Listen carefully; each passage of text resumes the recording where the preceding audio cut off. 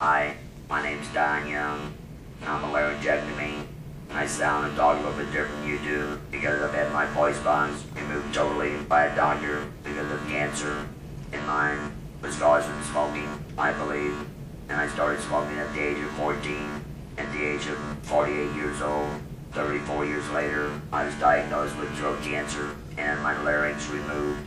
I talk now with the aid of the electrolarynx, a little machine that makes a sound and projects sound when I put it up to my neck.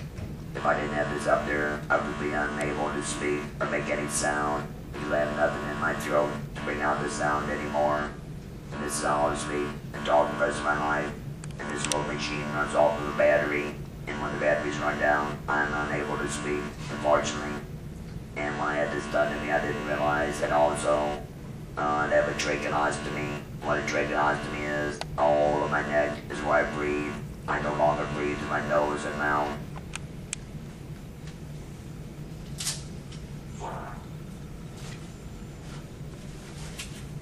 And this is my tracheostomy, the whole of my neck. As you can see, this is where I breathe, and you also might be able to hear I am breathing air. And this is not fun. Each night before I go to bed, I take tweezers, and I no longer can blow my nose, but I do take tweezers and clean out the tracheostomy, the whole of my neck. I take these tweezers and I reach down in there and pull out the mucus because I wouldn't, it'd be all clogged up. I'd be choking and gagging to death, when I'm sleeping. But this makes it I'm able to breathe a little bit easier. And also, after I clean out the whole of my neck with tweezers, I take and put the trach. And when I have the tracheostomy, which means the whole of my neck again, I also have to put a trach in at night, and I put this in there and put these ties around my neck, and that keeps it in place and enables me to breathe continuously all night without waking up too much and have to get up and clean the trach out at night when I go to sleep. In order to get that stuff out of my nose, I use a baby suction tube. I put that in my nose on both sides and have to suck it up out of there. I'm not able to blow my nose. This is one way to get, drainage or whatever comes, from my sinus is drained down. I get it out with a suction tube. And unfortunately, because I had a gas go pull up, I take a rubber tube, it's called a bougie, and it's about 2.5 feet long, and I take and put a KY jelly on the front of it, at the small end of it here, and I insert it in my mouth, and it goes down my throat, it goes down in here, and actually dilates my throat, because my throat is very narrow, and then this enables me to eat all day long, and when I get up tomorrow morning, or the next day, I have to put this back down my throat again to dilate it. Not fun, which I do sometimes.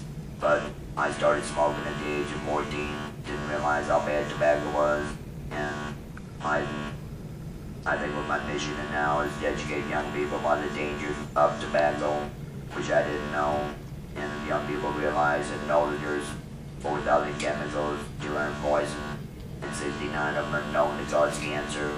Maybe if they had some education about this, or showed, or told by somebody like myself that lived through maybe 8 different surgeries, 2.5 years of being in the hospital, was not fun, it was very difficult, not only on me, but my family, my wife, my children, all of my friends, and everybody was associated with me. It was devastating, and especially when I was told that I had 6 months to live, and I couldn't comprehend that, couldn't believe that I was going to die, because I've done something I did as a teenager, and got addicted to tobacco, which is because of nicotine in the tobacco, and that's what makes it so addictive, and it's more addictive, I think, than the other drug.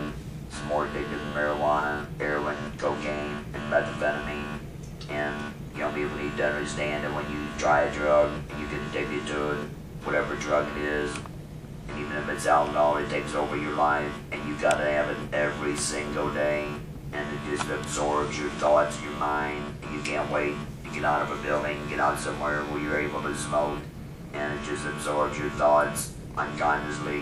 The drugs take over, and I'm just trying to tell young people what it did to me, and hopefully they'll have a better understanding, and not even try, or not even start. This is my wife, Kay, and she's going to tell you a little bit about Young Choices. Young Choices is a non-for-profit organization that does tobacco prevention programs for schools, churches, community organizations. And Don is available to come speak. He tells his own story and the story of others and presents a very versatile program. You're invited to check it out on our website at youngchoices.org, and also has our contact information on it. Remember the choice.